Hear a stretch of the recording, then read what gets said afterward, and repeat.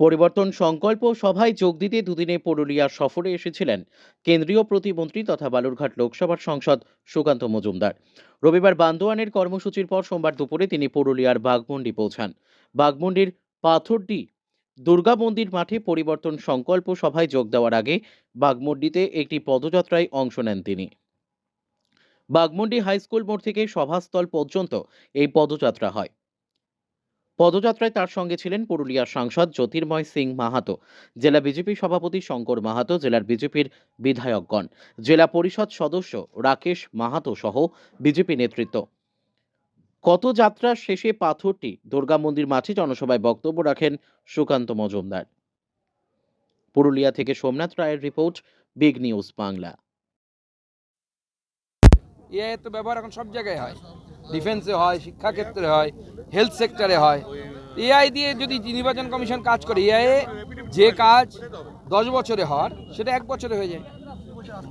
মালদহে একজন শিক্ষককে স্কুলের মধ্যে কালকে পিটিয়েছে তো হরিশ্চন্দ্রপুরে একজন শিক্ষককে, প্রধান শিক্ষককে তৃণমূল নেতা লোহার রড দিয়ে বেদম পিটিয়েছে।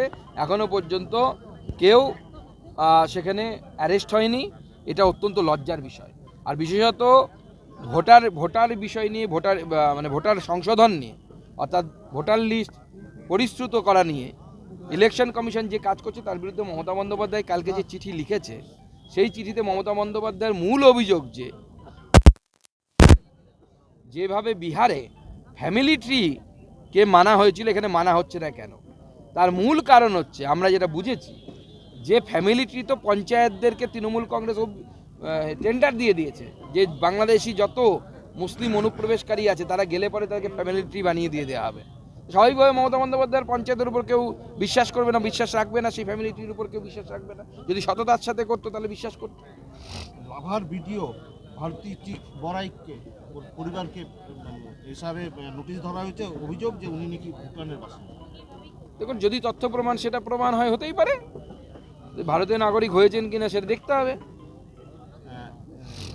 1 তারিখে শুভেন্দু জিন্দাবাদ তৃণমূলের নেতার মুখ থেকে বেরিয়েছে নন্দীগ্রামে। তাহলে হয়তো তৃণমূল ছাড়বে, সেই জন্য হয়তো শুভেন্দু অধিকারী জিন্দাবাদ বলছে। শুভেন্দু দা তো বিজেপির নেতা।